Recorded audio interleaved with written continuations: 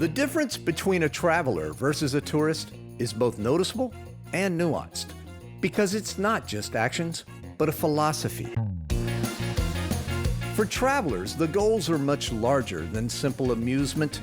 Raw travelers immerse themselves in culture and try to see a destination from various angles. And almost nothing is off limits, neither the good, the bad, or the ugly. Authentic, socially conscious travel can be good for travelers and locals alike. For me, travel is not merely a metaphor for life. Travel is life. There is no better way to gain insight into a culture while enriching one's humanity than connecting with locals. I call this type of travel living. La Vida Local, the local life.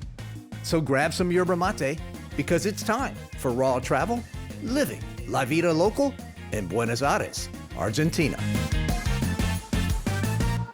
Travel.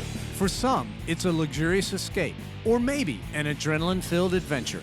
But if you're like me, it's a precious opportunity to discover and to give back.